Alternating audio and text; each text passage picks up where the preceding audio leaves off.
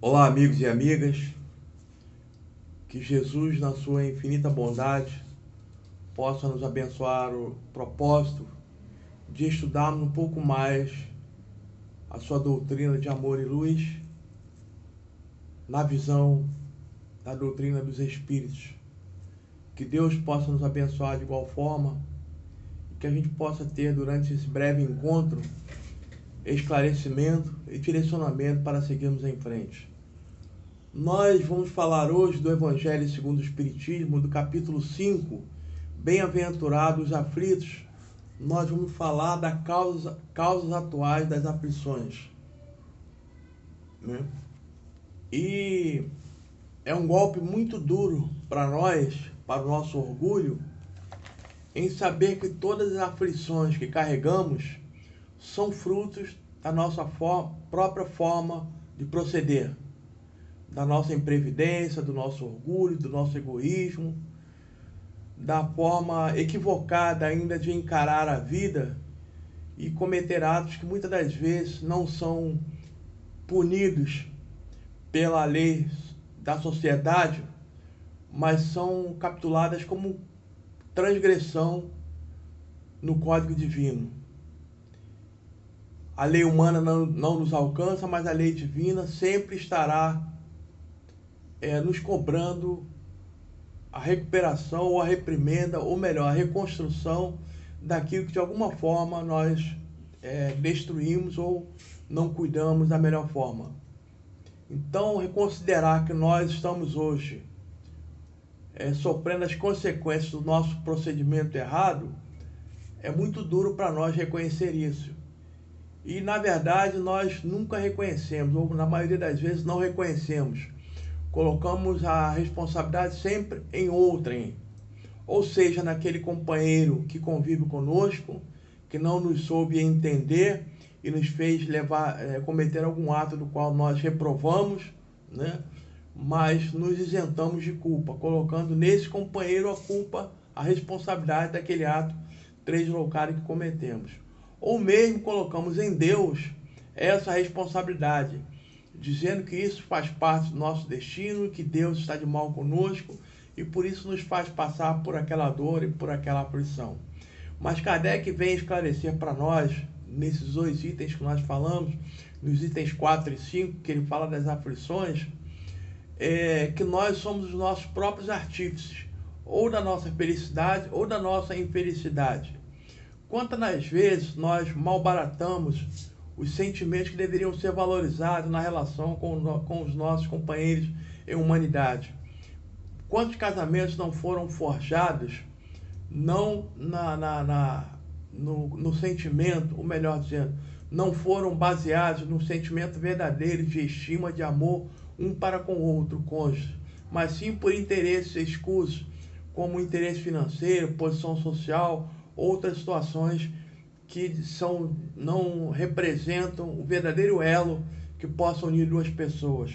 Quantas das vezes nós tomamos algumas atitudes no calor das emoções, sem pesar exatamente quais serão as repercussões daquele ato que vamos cometer e iremos nos arrepender mais à frente, porque não levamos em conta que deveríamos primeiro pensar melhor, meditar melhor em qual atitude que devemos tomar. Quantos companheiros passam por cima do outro, desconsiderando a fraternidade e o respeito que devemos ter para com todos. Sempre em questões profissionais, onde deixamos de lado a consideração por aquele companheiro, dando-lhe uma rasteira, né? Ou passando para trás, galgarmos situações melhores na empresa. Então são valores que a gente deveremos cultivar no nosso caráter, e esses valores deverão sempre nortear qualquer das ações que devemos cometer. Divaldo Pereira Franco conta em alguma das suas palestras que nós precisamos banir, ou precisaríamos tomar muito cuidado com o sentimento dentro do movimento espírita, um sentimento de igrejismo. E o que é esse sentimento de igrejismo? de vários costumes antigos que cultivamos quando frequentamos as nossas igrejas, em outros arraiais religiosos, em que nós íamos sempre à missa aos domingos, ou dia que fosse convencionado, cantávamos, abríamos a Bíblia ou qualquer outro livro, né? E quando saímos da igreja, esquecemos tudo que aprendemos ali dentro, né? É o sentimento de que só ir à igreja basta. A doutrina espírita veio esclarecer para nós que não devemos ter esse sentimento de igrejismo, que o evangelho que o Cristo acendeu em nossos corações não é um simples sistema de crença, mas um sistema de modificação do próprio caráter.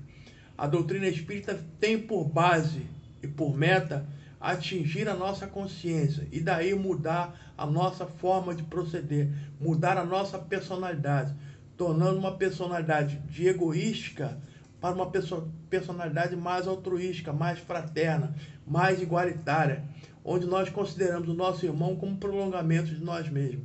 E quando fala das causas atuais das aflições, né, e Kardec coloca que nós temos duas formas de... As nossas aflições têm duas origens, as causas atuais e as causas anteriores.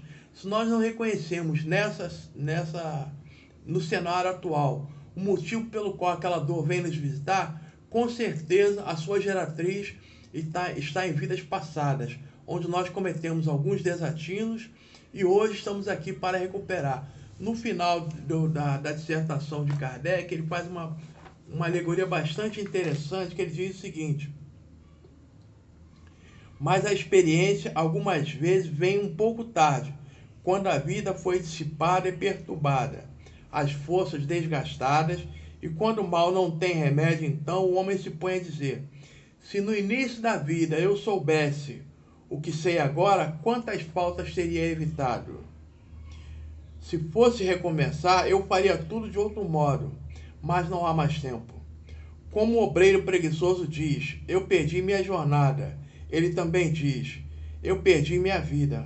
Mas da mesma forma que para o obreiro o sol se ergue no dia seguinte, uma nova jornada começa permitindo-lhe reparar o tempo perdido. Para ele também, depois da noite do túmulo, brilhará o sol de uma nova vida, na qual poderá aproveitar a experiência do passado e suas boas resoluções para o futuro. Ou seja, muitas das vezes nós nos arrependemos e não dá mais tempo de recuperar ou de refazer aquele mal feito que engendramos nessa vida. Então, o que acontece? Nós teremos uma outra oportunidade. Como o sol nasce no dia seguinte, o nosso sol de uma nova encarnação vai nos brilhar numa nova oportunidade, onde nós deveremos retornar ao corpo de carne para refazer antigas amizades que transformamos em inimizades, transformar inimigos em amigos, transformar companheiros afastados em verdadeiros irmãos. E assim cumprimos aquilo que Deus espera de nós, que um dia nós formemos uma família universal, onde todos terão amor um para com o outro, independente de raça, de credo, de religião, de opção sexual, de ideologia política ou qualquer outra coisa. Porque tudo isso é passageiro, mas os laços do amor, os laços verdadeiros que unem as almas, esse aí é para toda a vida. E é esses laços de amor, de união, que prendem as criaturas, prendem no bom sentido, né? No sentido de unir pelo coração, é que devemos cultivar. Não devemos ver as pessoas como uma utilidade que ela nos possa ter, mas como um irmão que precisa de nós para caminhar, como nós também precisamos dele para continuar a nossa jornada. E assim, apoiando-se uns nos outros, vamos amar mais, compreender mais e deixar que aquele companheiro siga também o seu ritmo, ainda que não concordemos, busquemos auxiliá-los na resolução dos seus problemas. E se ele não nos quiser ouvir, que ele possa ser feliz, sempre torcendo para que ele um dia possa encontrar o caminho da felicidade, o caminho da retidão, assim como nós encontramos na doutrina espírita.